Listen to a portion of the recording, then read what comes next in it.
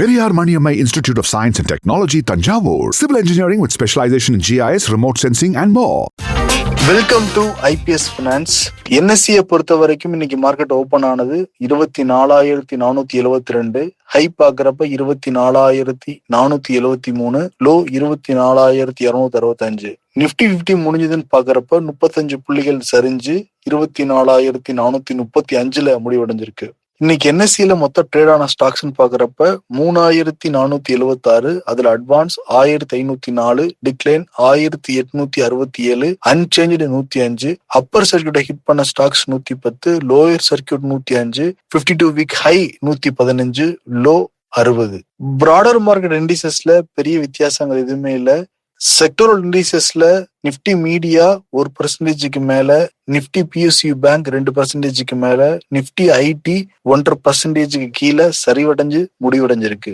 BSc சென்செக்ஸை பொறுத்த வரைக்கும் 187 புள்ளிகள் சரிஞ்சு 77,966 முடிவடைஞ்சிருக்கு. கமாடிட்டி மார்க்கெட் எம்சிஎக்ஸ் சந்தையை பொறுத்த வரைக்கும் சில்வர் 1.76% ஏற்றத்தோட 2,39,798 ட்ரேட் ஆகிக்கிட்டு இருக்கு. கோல்டு பாக்குறப்ப 0.8% அதிகமாகி 1,55,000 ட்ரேட் ஆகிக்கிட்டு இருக்கு. காப்பர் 0.37% ஏற்றத்தோட 1,384 ட்ரேட் ஆகிக்கிட்டு இருக்கு. க்ரூட் ஆயில் பாக்குறப்ப 0.23% சரிஞ்சு 7,922 ட்ரேட் ஆகிக்கிட்டு இருக்கு. வாங்க இன்னைக்கு டாடா குழுமத்தை பத்தி நிறைய விஷயங்கள் சார்ட்ட கேட்டு தெரிஞ்சுப்போம். சார் வணக்கம். வணக்கம் சிபி. இன்னைக்கு எல்லா செய்தியிலும் இடம் பிடிச்சது டாடா குழும தலைவர் பதவி விலகல் தான். ஆமா, எதனால சார் பதவி விலகினாரு? இன்னைக்கு பங்குச்சந்தையிலுமே டாடா குழும பங்குகள் சரிவுல தான் முடிவடைஞ்சிருக்கு. இந்த டீட்டெயிலா சொல்ல முடியுமா சார்? நிச்சயமா. இது ஓரளவு எதிர்பார்க்கப்பட்ட ஒரு விஷயம் தான். அதனாலதான் ரியாக்ஷன் பெருசா இல்ல இருக்கு, ரியாக்ஷன் இருக்கு, பட் பெரிய அளவுல இல்ல. ஏன்னா சந்தையில் ஓரளவு எதிர்பார்க்கப்பட்டது, ஏன்னா முடிவு இல்லாம இருக்குன்னு. அதனாலதான் இன்னைக்கு பாத்தீங்கன்னா அந்த நிப்டி குறியீட்டில் இருக்கக்கூடிய டாடா குழும பங்குகள்ல டிசிஎஸ் கிட்டத்தட்ட 4% இறக்கம், டாடா கன்சூமர் 1.5% இறக்கம், டாடா மோட்டார் பேசஞ்சர் வெஹிக்கிள் 1.25% இறக்கம், அதே மாதிரி டாடா ஸ்டீல் அது 1% மேல இறக்கம், ட்ரெண்ட் 0.5% இறக்கம், டைட்டன் 0.5% இறக்கம். சோ இதெல்லாம் சொல்லலதான் தெரியுது இத்தனை பங்குகள் இருக்கா இந்த குறியீட்டில் அப்படிங்கிறது டாடா குழுமத்தினுடைய பங்குகள். சோ இது எல்லாமே இறங்கி இருக்கு. பட் அதனுடைய தாக்கம்ங்கிறது குறியீட்ட பெரிய அளவில் ஒரு சின்ன இறக்கம் தான். ஏன்னா மற்ற சில விஷயங்கள் ஏறி இருக்கு, ஸ்டேட் பேங்கா இருக்கட்டும் எல்லாமே ஏறி இருக்கு அப்படிங்கிறத நம்ம பாக்குறோம். பட் அதை தாண்டி இது ஏன் நடந்தது என்ன அப்படிங்கறத கொஞ்சம் விரிவா பார்க்கலாம். நம்ம திரு சந்திரசேகரன் அவர்கள் அவருடைய கடிதம் என்று ஒன்று வெளியிடப்பட்டிருக்கிறது, சமூக வலைதளங்கள்ல ரொம்ப ஆக்டிவா ஷேர் பண்ணிருக்காங்க. ஆத்தென்டிக்கான பீப்புள் ஷேர் பண்ணிருக்காங்க, அதை நான் படிச்சேன் ஃபுல்லா. அதுல அவர் ஸ்டேட்மெண்ட் என்ன சொல்லியிருக்காரு அப்படின்னா, நான் 40 ஆண்டுகள் டாடா குழுமத்தில் என்னுடைய ப்ரொஃபஷனல் லைஃபை நான் கம்ப்ளீட் பண்ணியிருக்கேன். ஸோ நான் ரொம்ப இந்த குழுமத்திற்கு மிக கடமைப்பட்டிருக்கிறேன். அதனுடைய வளர்ச்சிக்கு என்னால் முடிந்த அளவு நான் பங்காற்றி இருக்கிறேன். சமீப காலமாக 2017 துவங்கி இந்த ஒரு 9 ஆண்டு ஆக போகுதுன்னு நினைக்கிறேன், 8 ஆண்டுகள் முடிஞ்சிச்சு. டாடா சன்ஸ் அது டாடா குழும நிறுவனங்களுடைய ஹோல்டிங் நிறுவனம்னு சொல்லலாம். எல்லா பங்குகளும் பெரும்பாலான பங்குகள் அங்க இருக்கு. அதனுடைய தலைவராக இருந்திருக்கேன். அது எனக்கு மிகப்பெரிய ஒரு ஹானர் அப்படின்னு சொல்லிட்டு இங்கதான் நம்ம ரெசிக்னேஷன் சில பேர் போடுறாங்க. அந்த ரெசிக்னேஷன் எனக்கு சொல்ல தெரியல, ஏன்னா அவர் ரிசைன்கிற வார்த்தையை பயன்படுத்தினாராங்கிறது. அவர் என்ன சொல்றாருன்னா 2 டேர்ம் இருந்துட்டேன், 3வது டேர்ம்ல இப்ப இருக்கேன், 9 ஆண்டுகள் போது என்னுடைய டேர்ம் பிப்ரவரி 20ஆம் தேதி 2027ஆம் ஆண்டு, அடுத்த ஆண்டு பிப்ரவரி 20ஆம் தேதி முடிவடைகிறது. அதோடு நான் நின்னுக்கிறேன். நான் ரீ எலெக்ஷன் திரும்ப வர்றதுக்கு நான் கேட்கல அப்படின்னு நான் போர்டுக்கு சொல்லிட்டேன். அப்பதான் போர்டு சக்சஷன் பிளானிங் எல்லாம் ப்ராப்பரா பண்ணுவாங்க அப்படின்னு சொல்றதோட இன்னொன்னு சொல்றாரு. கிட்டத்தட்ட 6 மாதங்களுக்கு முன்பு பிப்ரவரி மாதம் டாடா சன்ஸோட போர்ட் மீட்டிங் நடந்த பொழுது ஒரு ரெசல்யூஷனை அங்க டேபிள் பண்றாங்க. அந்த ரெசல்யூஷன் யார் பாஸ் பண்ணதுன்னா டாடா சன்ஸோட என்ஆர்சி என்று சொல்லக்கூடிய nomination and remuneration committee.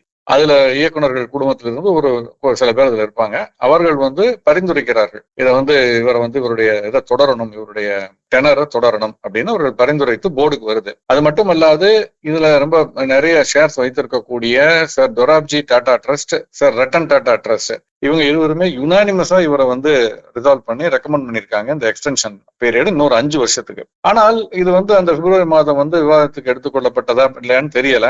But அதை டெஃபர் பண்ணிட்டாங்க. டெஃபர் பண்றதுங்கிறது போஸ்ட்போன் பண்றது, எந்த முடிவும் எடுக்காமல். அவர் அதிலே சொல்றாரு, அதுக்கு மிக முக்கியமான காரணம் போர்டுல எல்லாரும் கிட்டத்தட்ட ஒத்து வந்த மாதிரி தான் தெரியுது, ஒரே ஒருத்தரை தவிர one of the board member வரல.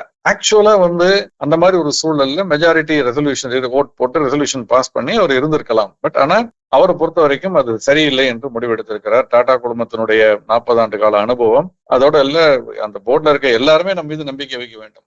இல்ல அதுல ஒருத்தர் கூட நம்பிக்கை இல்லைன்னு சொன்னாருன்னா மெஜாரிட்டி நம்ம மேல நம்பிக்கை இருந்தால் கூட தொடர வேண்டாம் என்று அவர் நினைத்திருக்கலாம். ஏன்னா கவர்னன்ஸ் இஷ்யூஸ் வரக்கூடாது, ஒரு செட் த பார் ஹைன்னு சொல்ற மாதிரி. அதன் அடிப்படையில நான் போர்ட்ல இப்ப சொல்லியிருக்கேன், எனக்கு அடுத்த ஆண்டு பிப்ரவரி 20 என் டர்ன் முடியுது, அதோட நான் நின்னுக்கிறேன், நீங்க சக்சஷன் பிளானிங் பண்ணுங்க அப்படின்னு சொல்லியிருக்காரு.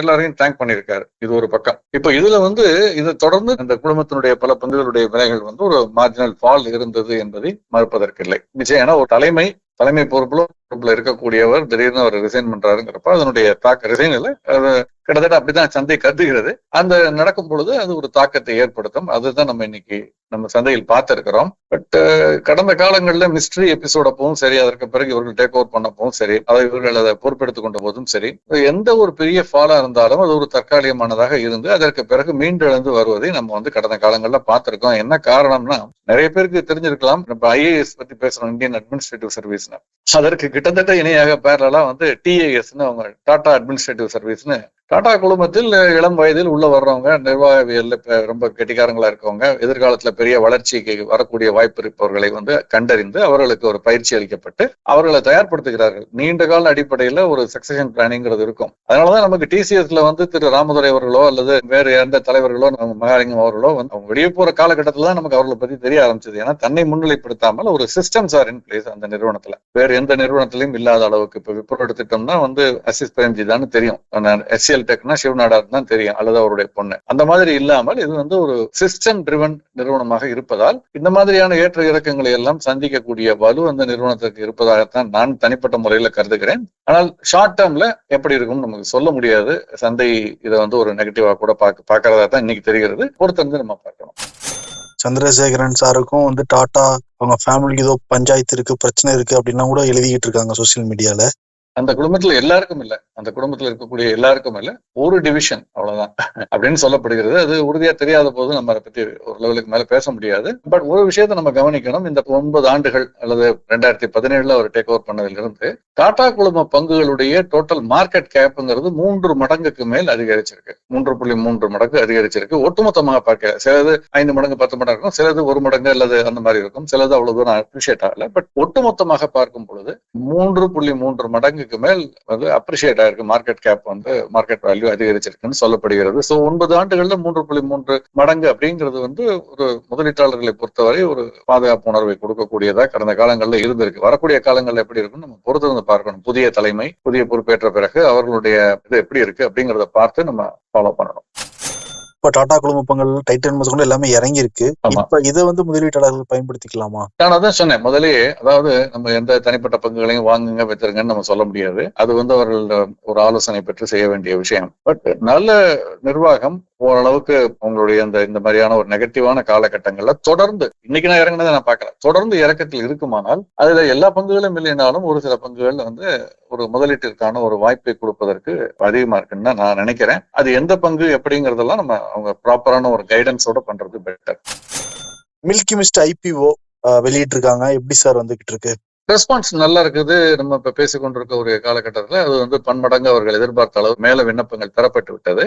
நேற்று துவங்கி நாளை முடிவடைகிறது. குறைந்தபட்ச விலைப்பட்டியல் 133, அதிகபட்சம் 140 பங்கு ஒன்றினுடைய விலை. இது 18ஆம் தேதி லிஸ்ட் ஆகும்னு எதிர்பார்க்கப்படுகிறது. அலாட்மெண்ட் 14 அல்லது 15 வரும், 18 லிஸ்ட் ஆகும்னு சொல்லப்படுகிறது. நாளை இதனுடைய விண்ணப்பிப்பதற்கான கடைசி தினம். ஏற்கனவே தமிழ்நாட்டில் செயல்பட்டு வரக்கூடிய ஹாட்சன் அக்ரோ ஃபுட்டும் இது மாதிரி ஒரு கடந்த காலங்களில் பார்க்கும் பொழுது மிக சிறப்பாக செயல்பட்டு கொண்டு வரக்கூடிய ஒரு நிறுவனம். சிறப்பாக செயல்படுவது வேறு, மீண்டும் சொல்றேன், அது ஹாட்சனா இருக்கட்டும் அல்லது இதா இருக்கட்டும், அதனுடைய விலையை பத்தி நம்ம பேச முடியாது. ஆனால் அந்த வேல்யூக்கு அது ஒர்த்தா அப்படிங்கறத முறையான ஆலோசனை பெற்று விண்ணப்பிக்கிறதா இல்லையாங்கிற முடிவை அவர்கள் எடுக்கலாம்.